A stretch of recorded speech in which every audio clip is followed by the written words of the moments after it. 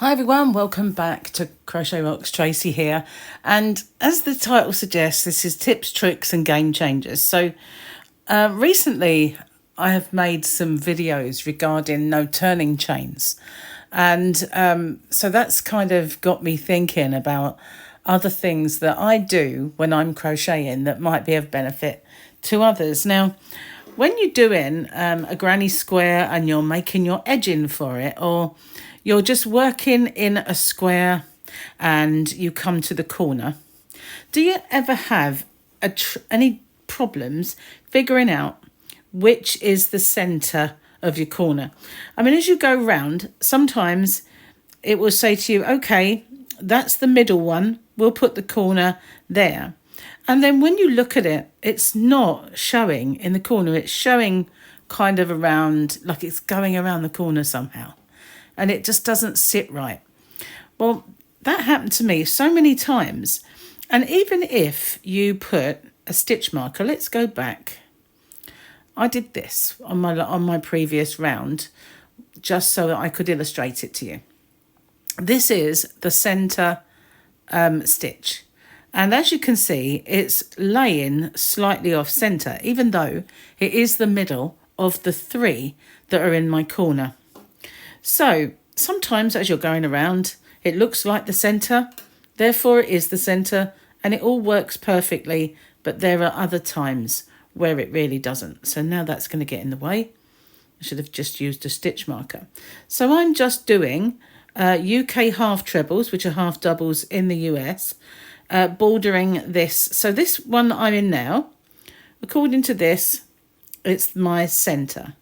And if I put 3 in there, as it suggests, hopefully it will look like the centre.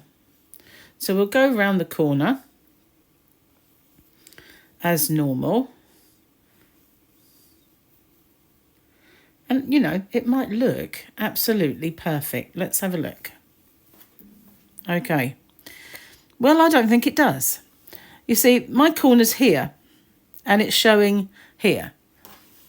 It's going to get me around the corner, but it's not, is it? It's showing before it.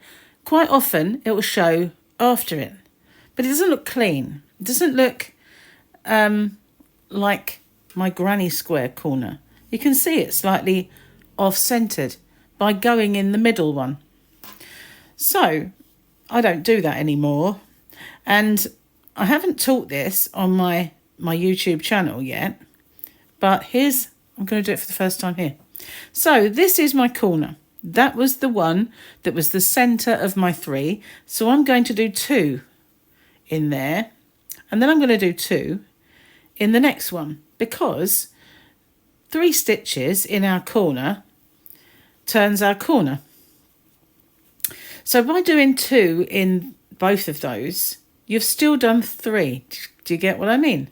If you add them up, it's still the right amount of stitches. Just there's 2 in that one and 2 in that one. And as you can see, it's just turned the corner without that pulling it over to one side. It is now, you've just turned the corner. So when you're going through your next round, you'll put 2 in this one and 2 in this one. And again, it will just pull that so that it will be even. Let's go all the way to the next one and we'll see what that brings. I hope you get what I mean. Rather than putting 3 in the centre, you put 2 in the centre and 2 in the next one. Didn't get that stitched properly. It's just something that when I've been making baby blankets and more car rugs, anything that I'm doing for granny squares of any kind or any squares, when you edge them in another colour, maybe you're not doing a granny stitch. Sorry, there's a van went by and the sun was shining on it. It was quite blind in there. All I can see is a blob now. Shouldn't have looked up. But, you know, any kind of border around your grannies of any kind, whether they're willow squares or whatever squares you're doing, I've noticed this happens from time to time on it. So according to this, my next one is the actual corner. So what I did was, when I did my second stitch on this round, because obviously it was a granny, so I put 3 in there. So I just did 1, 2 and 3. So I put my stitch marker in the one that it told me was the second of those stitches. So if I did that, I'll put my 3 in there. Is that better this time? It might be a little better this time. Let's go all the way around and see. But it is very hit and miss. Sometimes it looks good, and other times they look totally off centre and not right at all. And you just carry on. Now it's looking as if it's to the right. Quite often, before I put stitch markers in, and I'd be going along there, I would assume this was the corner, but it's just to the left. So again, I'm going to put my 2 in this one, and then 2 in the next one, and just turn the corner.